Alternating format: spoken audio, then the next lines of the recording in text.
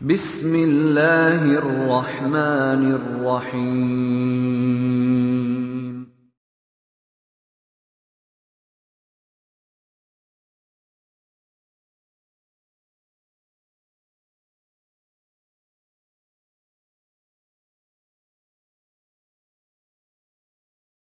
Bismillah. Assalamualaikum warahmatullahi wabarakatuh. Innal hamdalillah nahmaduhu wa nasta'inuhu wa nastaghfiruh. Wa na'udzu billahi min shururi anfusina wa min sayyiati a'malina.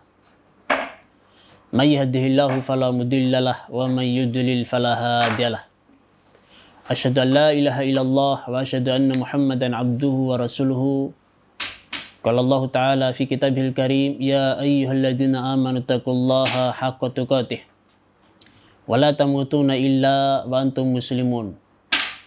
Wa qala aidan, ya ayyuhan nasu taqu rabbakumul ladzi khalaqakum min nafsin wahidah wa khalaqa minha zawjaha wa bassa minhuma rijalan katsiran wa nisaa. Wattaqullaha alladzi tasaaluna bihi wal arham innallaha kana 'alaikum raqiba. Amma ba'd. Fa inna asdaqal hadits kitabullah wa khairul huda Muhammad sallallahu alaihi wasallam wa syarrul umuri muhdatsatuha fa inna kulla muhdatsatin bid'ah wa kulla bid'atin dhalalah wa kulla dhalalatin finnar. Ikhwati a'azanallahu wa iyyakum, barakallahu fikum wa zadakumullahu ilman wa hirsan. Kita kembali bersyukur kepada Allah Subhanahu wa taala yang telah memudahkan urusan kita di dalam hal talabul ilmi. Kemudian adapun pada kesempatan yang baik ini kita akan coba mengangkat tema Sirah Nabawiyah. Kita baca dari kitab Ar-Rawdatu Al-Anwar fi Siratin Nabi Al-Mukhtar sallallahu alaihi wasallam yang ditulis oleh Syekh Safiyur Rahman Al-Mubarakfuri. Ikhwati azanallahu wa iyyakum, mempelajari Sirah Nabawiyah atau perjalanan hidup Nabi sallallahu alaihi wasallam ya, mulai dari awal beliau dilahirkan sampai beliau wafat, ini amatlah penting. Karena dengan mempelajari Sirah Nabawiyah ini kita bisa mengenal Nabi kita Muhammad sallallahu alaihi wasallam lebih dekat lagi.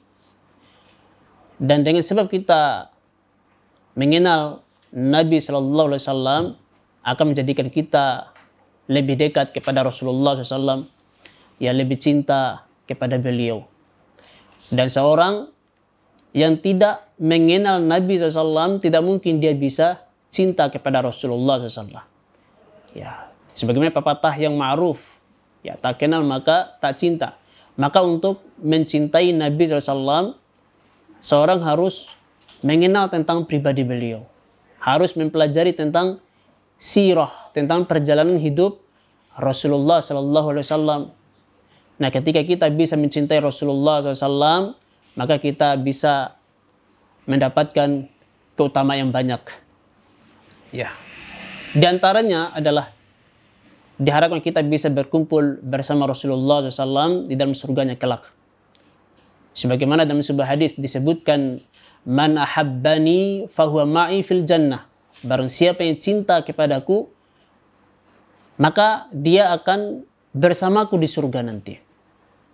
Demikian pula dalam hadis yang lain riwayat Imam Bukhari, ya ketika salah seorang badui datang kepada Nabi SAW menanyakan tentang hari kiamat, ya Rasulullah, mata sa'ah, kapan datangnya hari kiamat wahai Rasulullah? Rasulullah SAW balik bertanya, madza adatta biha, apa yang kamu persiapkan untuk hari kiamat itu?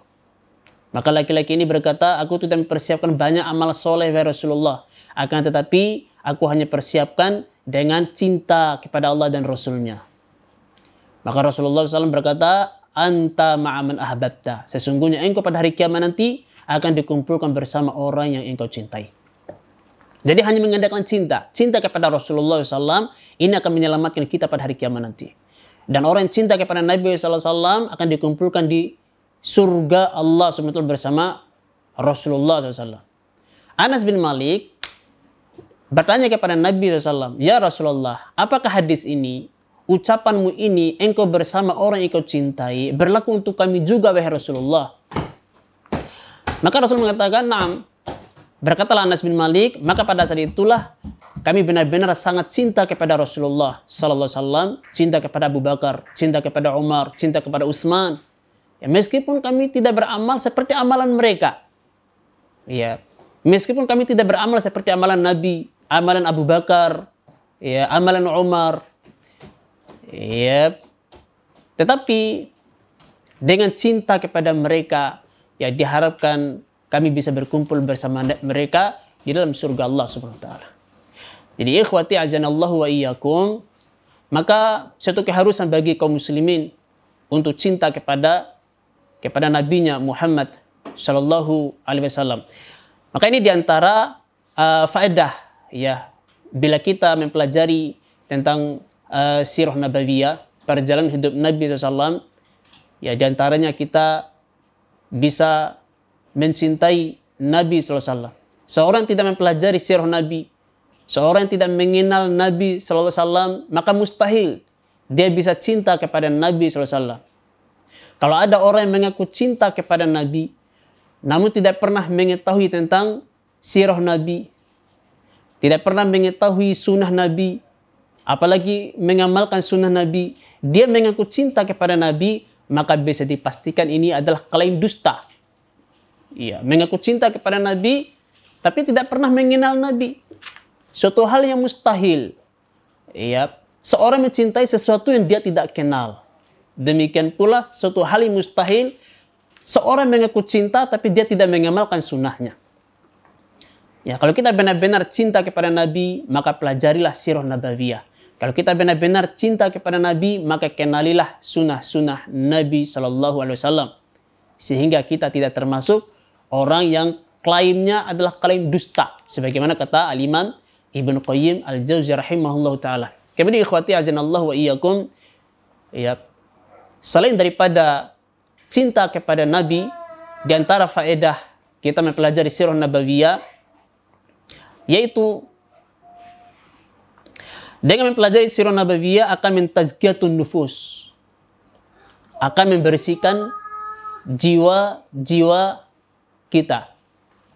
Ya, di antara sebab-sebab tazkiyah nufus, ya, antara lain adalah kita membaca Al-Quranul Karim, mentadabburi isi kandungannya. Demikian juga kita menjalankan ibadah puasa. Ya. Kemudian mempelajari sirah nabawiyah dan juga orang-orang soleh, perjalanan hidup orang-orang soleh. Ini sebab-sebab bisa mentazkiyatun nufus, membersihkan jiwa seorang, menghilangkan berbagai penyakit hati dalam diri seorang. Ya, sifat hasad, iri, dengki, kemarahan, hubbud dunya, demikian pula karahiyatul maut, semua penyakit-penyakit hati. Ya, akan dihilangkan dengan kita mempelajari kisah orang-orang soleh dan juga sirah nabawiyah ini. Makanya Allah SWT berfirman, "Faqsasil qasasa la'allahum yatafakkarun." Ya, ceritakanlah kisah-kisah kepada manusia agar manusia itu mau berpikir, mengambil ibrah, mengambil pelajaran dengan kisah-kisah perjalanan hidup orang-orang soleh. Ya, kita bisa mencontohi bagaimana ibadah mereka, bagaimana ketakwaan mereka, bagaimana perjalanan hidup mereka dalam menegakkan agama Allah Subhanahu wa taala.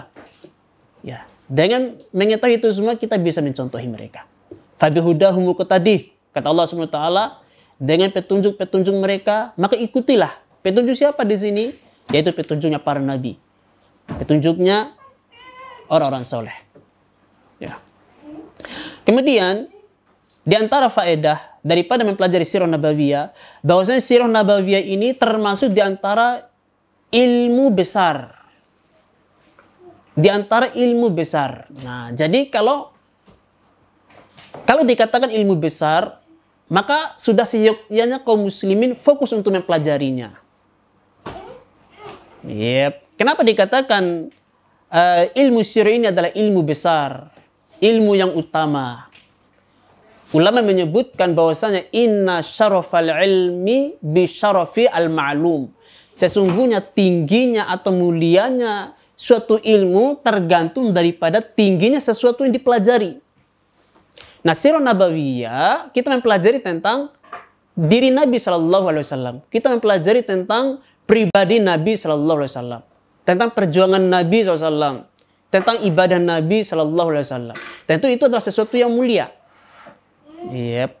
Maka mempelajari sesuatu yang mulia, ya menunjukkan bahwa ilmu itu adalah mulia. Ya, contohnya ya seperti ilmu tauhid. Ya, ilmu tauhid termasuk di antara ilmu yang tinggi. Ya, sebab tauhid adalah ibadah yang paling tinggi. Yep, tauhid merupakan ibadah yang paling tinggi. Dan tauhid belajar tentang Allah Subhanahu wa taala. Karena kemuliaan tentang ilmu tentang tauhid itu, ketinggian tentang tauhid itu menunjukkan mempelajari tentang tauhid juga merupakan ilmu yang mulia. Maka sirah nabawi adalah mempelajari tentang sunnah Nabi, perjalanan hidup Nabi. Ini adalah sesuatu yang tinggi, sesuatu yang mulia. Maka mempelajarinya juga merupakan sesuatu yang mulia. Ya. Ini ya beberapa manfaat. Ya. Kemudian kalau kita tambahkan lagi, ya di antara manfaat atau faedah mempelajari sirah nabawiyah, kita bisa membedakan antara bid'ah dan sunnah. Tapi ikhwati azanallahu wa iyyakum. Kemudian kita akan memasuki tentang nasab Nabi Shallallahu Alaihi Wasallam serta keadaan Rasulullah SAW sebelum beliau menjadi Nabi. An-nasabus syarif. Adapun nasab Nabi SAW, ya beliau memiliki nasab yang sangat mulia sekali. Huwa akramu khalqillah. Beliau adalah makhluk Allah SWT yang paling mulia. Wa afdalu rusulih. Demikian pula Rasul yang paling afdal dari semua para Rasul. Wa khatama anbiya'ihi Muhammad ibn Abdullah. Dan beliau adalah Nabi yang terakhir.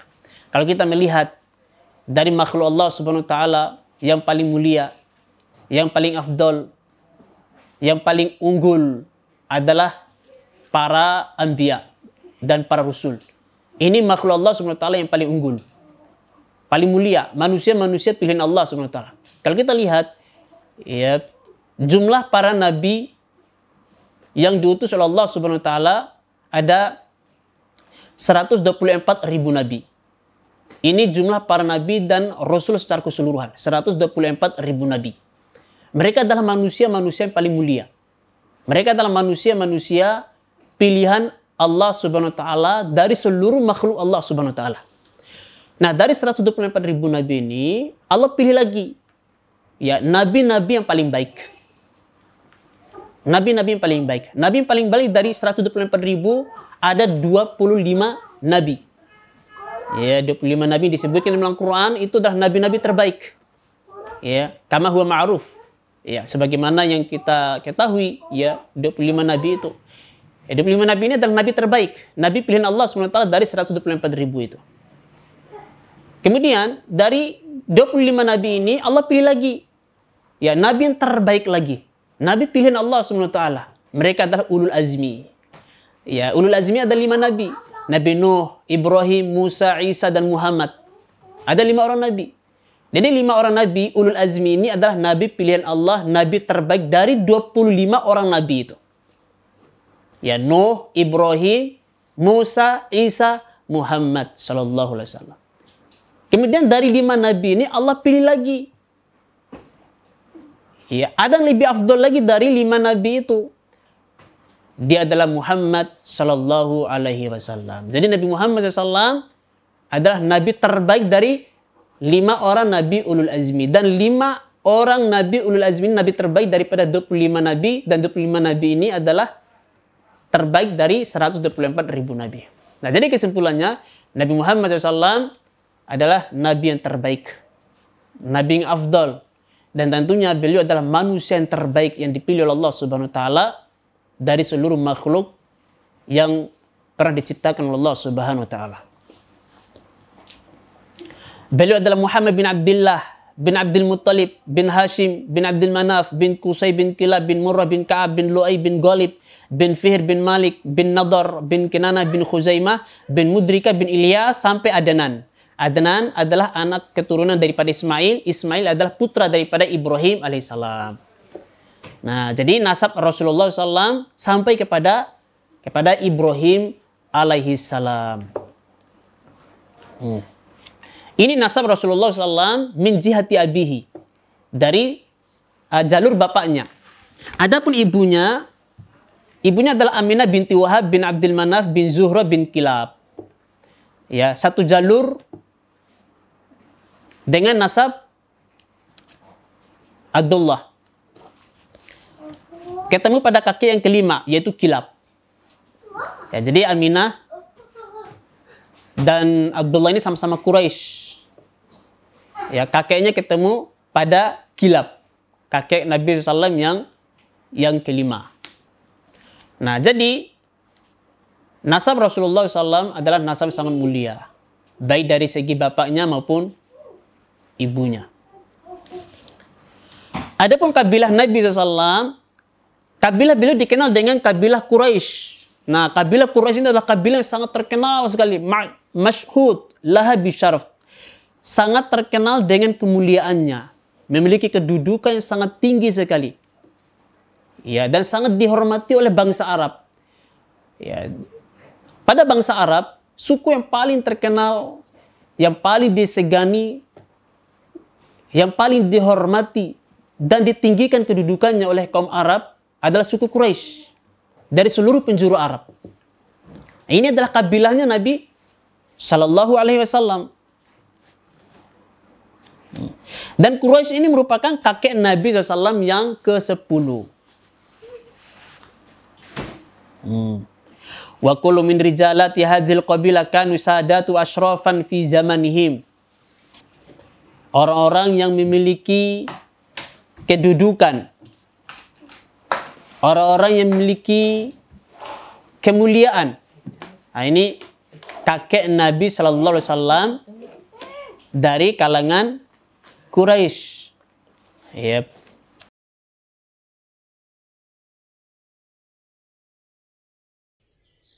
وَإِذْ قَالَ رَبُّكَ لِلْمَلَائِكَةِ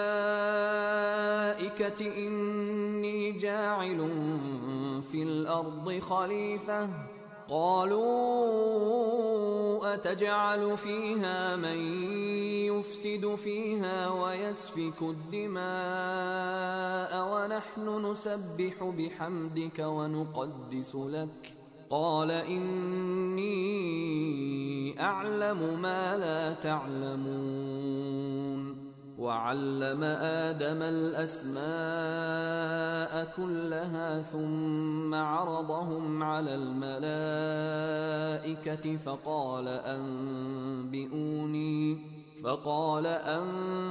أنبئوني بأسماء هؤلاء إن كنتم صادقين قالوا سبحانك لا علم لنا إلا ما علمتنا إنك أنت العليم الحكيم قال يا آدم أنبئهم بأسمائهم فلما أنبأهم بأسمائهم قال ألم أقل لكم إني أعلم غيب السماوات والأرض وأعلم ما تبدون وما كنتم تكتمون وإذ قلنا للملائكة اسجدوا لآدم فسجدوا إلا إبليس أبى واستكبر وكان من الكافرين وقلنا يا آدم اسكن أنت وزوجك الجنة وكلا منها رغدا حيث شئتما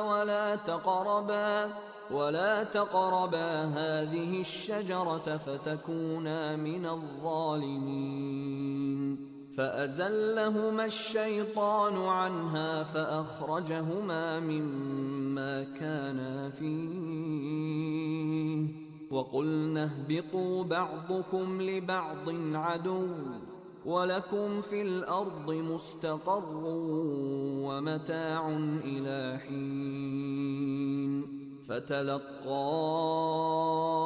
آدم من ربه كلمات فتاب عليه إنه هو التواب الرحيم قلنا اهبطوا منها جميعا فإما يأتينكم مني هدى فمن تبع هداي فلا خوف عليهم ولا هم يحزنون. Semua kakek-kakek Nabi Sallallahu Alaihi Wasallam ini orang-orang yang memiliki kedudukan, orang-orang yang terhormat dan pemimpin bagi kaumnya. Orang-orang yang mulia pada zamannya. Namun, orang yang paling istimewa di antara semua kakek-kakek Nabi SAW, ya, pemimpin-pemimpin Quraisy itu, yang paling istimewa di antara mereka adalah Qusay. Ya, Qusay namanya. Qusay ini adalah kakek Nabi SAW yang keempat. Muhammad bin Abdullah bin Abdul Muttalib bin Hashim bin Abdul Manaf bin Qusay.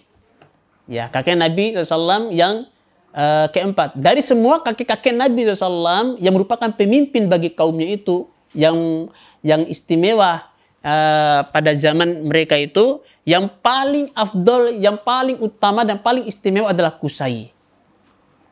Ya, dialah yang paling istimewa dari semua kakek-kakek Nabi SAW. Ada beberapa kelebihan dimiliki oleh Qusay ini. Yep. Yang pertama, dialah orang yang pertama kali yang mengendalikan Ka'bah. Ya, orang yang pertama kali yang mengendalikan Ka'bah, yang memimpin Ka'bah, yang bertanggung jawab terhadap Ka'bah. Ya, sebelum itu bukan orang Quraisy yang menguasai Ka'bah, tapi suku lain. Ya, suku Jurhum. Ya, mereka inilah yang menguasai Ka'bah, suku Jurhum ini. Yang mengendalikan Ka'bah, yang bertanggung jawab terhadap Ka'bah. Dan orang yang mengendalikan Ka'bah dan bertanggung jawab terhadap Ka'bah ini adalah orang yang dianggap mulia.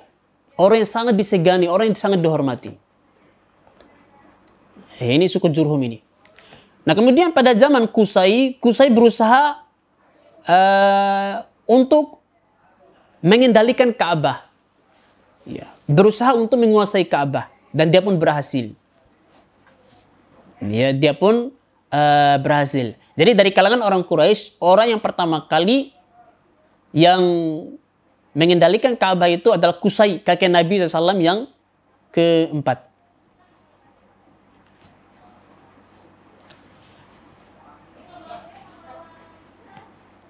Dia yang berhak membuka Ka'bah, ya, masuk ke dalam Ka'bah sesudah yang kehendaknya. Ya, tidak boleh sembarangan orang yang masuk dalam Ka'bah. Ya, kecuali orang-orang yang terhormat. Demikian juga Qusay inilah yang mengumpulkan semua orang-orang Quraisy di kota Mekah. Berada di sekitar Ka'bah. Dulu orang Quraisy mereka tinggalnya pencar.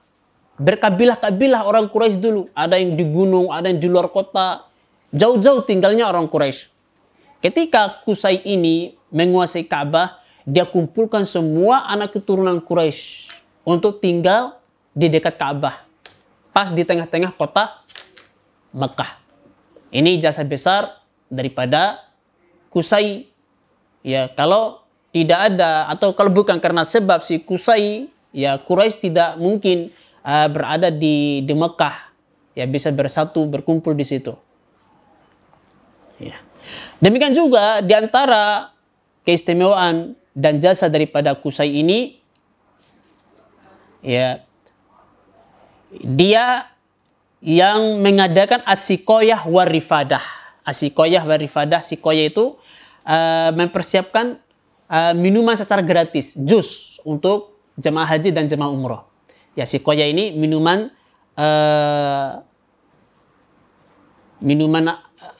korma campur al-asal, yaitu madu. Ya, kurma yang disimpan ke dalam air ya sampai beberapa hari, ya, kemudian dimasukkan madu. Ini minuman yang paling lezat zaman itu. Minuman yang paling lezat. Ini as-siqayah namanya, dan dipersiapkan secara gratis untuk tamu-tamu Allah, ya, jemaah haji dan jemaah umroh.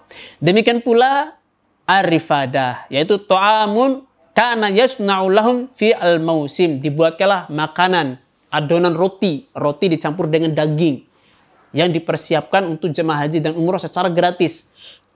Nah, ini kerjanya si Qusay. Ya, dialah yang mengawali itu semua. Ya, sampai datangnya Islam. Demikian juga Qusay yang telah membangun Darun Nadwah di sebelah utara Ka'bah. Ya, Darun Nadwah ini tempat pertemuan orang Quraisy. Ya, kalau ada masalah-masalah besar, mereka bermusyawarah di situ. Ada pernikahan, ya, kemudian ada peperangan dan hal-hal yang dianggap sangat penting sekali. Ya, demikian pula ada Hilful Fudul, ya, peristiwa yang sangat besar. Ya, termasuk di antara peristiwa besar di zaman Nabi SAW itu adalah Hilful Fudul. Dan semua masalah-masalah besar yang dianggap penting, ya, diadakan di Darun Nadwah itu. Dan yang membuat Darun Nadwah itu adalah Qusay. Inilah keunggulan daripada Qusay, kakek Nabi SAW yang keempat. Nah, kemudian keluarga Nabi SAW. Keluarga Nabi SAW dikenal dengan Bani Hashim. Ya, Bani Hashim. Dan Bani Hashim ini nisbah ila jaddi asani Hashim. Disandarkan kepada kakek Nabi SAW yang kedua, yang bernama Hashim. Ya, keluarga Nabi dikenal dengan Bani Hashim. Dan Hashim adalah kakek Nabi SAW yang kedua, yang bernama Hashim. Ya, Abdullah bin Abdul Muttalib bin Hashim. Ya, Hashim adalah kakek Nabi SAW yang kedua. Dan Hashim tidak jauh beda seperti kakeknya yang bernama Qusay tadi.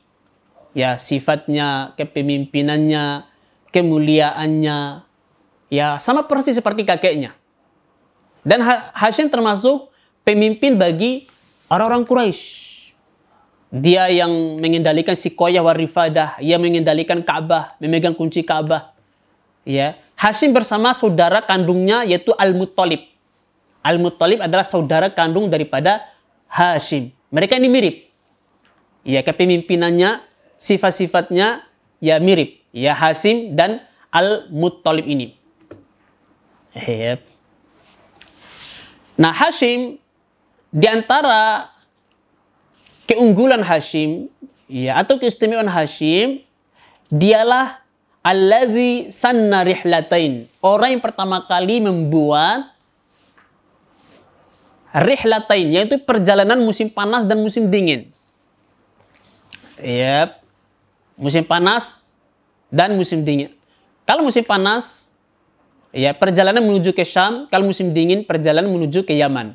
Nah, ini ketika mereka hendak melakukan dagang.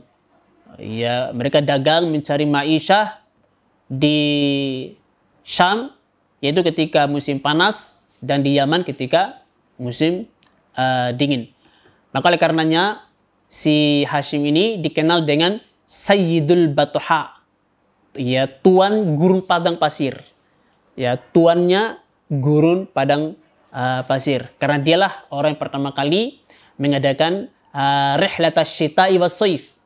Ya, sebagaimana disinyalir Allah SWT di surat Al-Quraisy. Li'ila fi Quraisy ila fi rihlatas syita'i was saif. Kebiasaan orang Quraisy, yaitu kebiasaan mereka melakukan rihlatas syita, perjalanan dagang di musim dingin dan musim panas. Musim dingin mereka menuju ke Yaman, musim panas mereka menuju ke Syam untuk melakukan perdagangan. Ya, sebelum itu mereka mengandalkan ma'isyah. Ya, pendapatan hidup mereka itu hanya dagang antara jemaah umroh saja. Nah, di situ mereka bisa mendapatkan ma'isyah, penghidupan. Ya, kalau hanya mengandalkan itu saja, jual beli dengan jemaah umroh yang datang dari luar, ini tidak cukup ya bagi mereka. Maka akhirnya si Hashim ini membuat rihlatas syita'i was-shaif, perjalanan dagang di musim panas dan musim dingin. Ya, sehingga orang Quraisy mendapatkan keuntungan yang sangat banyak sekali. Ya, dan itu sampai di zaman Nabi SAW, rihlatas syita'in was-shaif. Nah, ini jasanya si Hashim. Nah, di antara kisah si Hashim ini, pernah suatu ketika Hashim melakukan perjalanan dagang menuju ke Syam. Ya, menuju ke Syam di musim panas. Ya, sesampai di Madinah, maka si Hashim ini dia mampir di situ, mampir di Madinah. Ya, karena rute perjalanan menuju ke Syam, ya dari Mekah harus menuju ke Madinah dulu, baru dari Madinah menuju ke Syam. Ya, sebab tidak bisa dari Mekah langsung ke Syam. Ya, kalau langsung ke Syam, artinya mereka akan melewati tengah-tengah gurun padang pasir, dan itu sangat berbahaya bagi musafir. Mereka harus lewat pinggir, ya menuju ke Madinah, baru ke Syam. Waqama indaha fatrah, dan Hashim tinggal di Madinah selama beberapa waktu lamanya. Akhirnya dia menikahi seorang wanita yang bernama Salma bintu Amru. Ya, tinggallah ia bersama Salma bintu Amru di Madinah itu. Ya. Summa madha ila Syam wa hiya hamil. Kemudian si Hashim melanjutkan perjalanan menuju ke Syam dan meninggalkan istrinya si Salma tadi dalam keadaan hamil. Ya, famata bi Gozata min ardi Palestin. Kemudian Hashim ini meninggal dunia di Goza. Ya, di Palestina. Ia meninggal dunia di Goza. Kemudian lahirlah Salma, ya, anaknya si Hashim tadi namanya Syaibah. Syaibah itu artinya rambut putih. Dinamakan Syaibah li syaibi fi ra'sihi. Karena ketika si Syaibah ini lahir, rambutnya putih. Rambutnya putih sehingga ia dinamakan Syaibah. Ya, kemudian Syaibah ini tinggal bersama paman-pamannya di Madinah. Ya, selama Syaibah tinggal bersama paman-pamannya di Madinah, keluarga besar Hashim di Makkah tidak ada yang tahu. Ya, mereka tahu bahwasanya Hashim telah meninggal dunia, tapi mereka tidak tahu kalau Hashim pernah menikah di Madinah dan punya anak. Nah, suatu saat datanglah keluarga Salma ke Madinah, mengabarkan kepada keluarga besar Hashim bahwasanya Hashim pernah menikah di Madinah dan dia punya anak. Nama anaknya Syaibah. Dan pada saat itu umurnya Syaibah 8 tahun. Ya, umurnya Syaibah 8 tahun. Lalu kemudian saudara kandungnya Hashim yang bernama Al-Muttalib tadi, ia pergi ke Madinah untuk menjemput si Syaibah tadi. Ya, anaknya Hashim. Jadi Al-Muttalib ini saudara kandungnya Hashim. Dia pergi ke Madinah untuk menjemput si Syaibah. Nah, datanglah Al-Muttalib membawa Syaibah. Ia membonceng Syaibah di belakangnya. Nah, ketika memasuki gerbang, semua orang-orang Makkah melihatnya. Ya, dan mereka mengira bahwasanya anak yang dibonceng oleh si Al-Muttalib itu adalah budaknya Al-Muttalib. Karena ini sudah menjadi tradisinya orang-orang Arab zaman dulu. Ya, kalau mereka membonceng anak, ya masuk ke kota Mekah, itu bisa dipastikan yang dibawa adalah budak. Ini tradisi orang Arab zaman dulu. Nah, ketika si Al-Muttalib membawa Syaibah tadi, ya masuk kota Mekah, semua orang berkumpul dan mengira bahwasanya anak kecil itu adalah budaknya Al-Muttalib. Padahal dia adalah Syaibah. ya anak daripada Hashim atau keponakan daripada Al-Muttalib. Ya, kan budak itu kan dalam bahasa Arab artinya abdun. Abdun. Sehingga orang-orang mengatakan Abdul Muttalib, Abdul Muttalib, dia adalah budaknya Al-Muttalib, budaknya Al-Muttalib. Dan Al-Muttalib berkali-kali memberikan klarifikasi. Dia bukan budak saya, dia adalah keponakan saya, anak dari Hashim. Ya, dulu Hashim itu pernah menikah, kemudian anaknya lahir, anaknya bernama Syaibah ini. Ya, dia bukan budak saya, tapi dia keponakan saya atau anaknya Hashim. Namun, ya ibaratnya kita katakan nasi sudah jadi bubur, ya sudah terlanjur ma'ruf. Ya orang mengatakan bahwasanya Syaibah ini adalah Abdul Muttalib, budaknya si Al-Muttalib.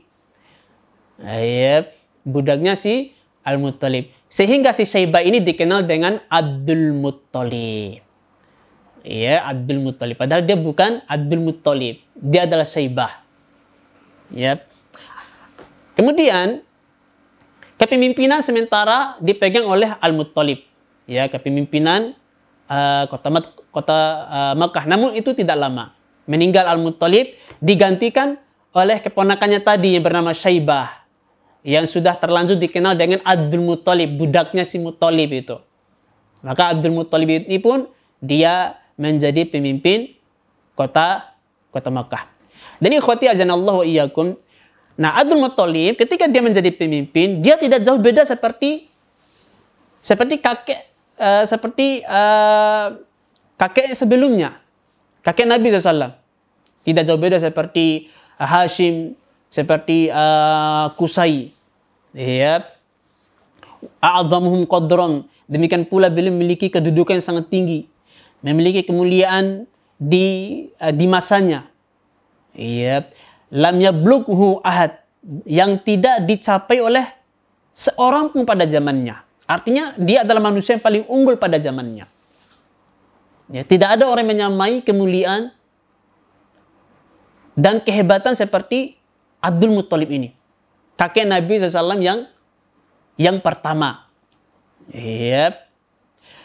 Syarifan muta'an jawadan, beliau adalah orang yang sangat mulia, orang yang sangat ditaati oleh masyarakatnya. Jawadan, demikian pula beliau adalah orang yang sangat dermawan sekali. Sehingga karena kedermawanan itulah beliau dinamakan Al-Fayyad. Ya, beliau dinamakan Al-Fayyad. Karena kedermawanannya itu, Al-Fayyad itu, ya bahasa Arab itu artinya kalau kita menuangkan air di gelas, kemudian gelas itu airnya tumpah dalam gelas itu. Nah, yang tumpah itu namanya Al-Fayyad. Ya, kalau air keran yang masuk ke dalam kolam, kemudian kolamnya penuh, kemudian airnya tumpah, maka yang tumpah itu namanya Al-Fayyad. Nah, saking dermawannya si Abdul Muttalib ini, ya, semua manusia dikasih makanan yang ada di Makkah itu secara cuma-cuma. Orangnya kedermawanannya tumpah. Ya, kedermawanannya tumpah. Semua manusia mendapatkan bagian. Jemaah haji, jemaah umroh mendapatkan bagian dari kedermawanan beliau. Orang-orang miskin, orang kaya, semuanya dapat. Ya, bahkan hewan-hewan buas yang ada di gunung pun, burung-burung yang terbang pun mendapatkan bagian daripada kedermawanan si Abdul Muttalib ini. Sehingga beliau dikenal dengan Al-Fayyad. Nah, terjadi banyak peristiwa di zaman Abdul Muttalib ini. Ya, terjadi banyak peristiwa. Yaitu diantaranya adalah peristiwa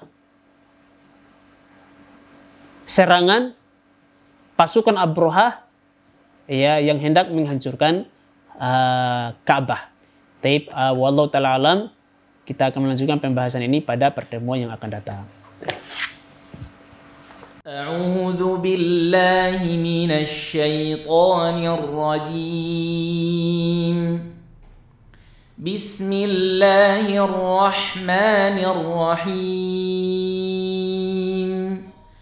Inna nakhafu min rabbina yawman abusan qamtarira فوقاهم الله شر ذلك اليوم ولقاهم فوقاهم الله شر ذلك اليوم ولقاهم نضرة وسرورا وجزاهم بما صبروا جنة وحريرا متكئين فيها على الأرائك لا يرون فيها شمسا ولا زمهريرا ودانية عليهم ظلالها وذللت قطوفها تذليلا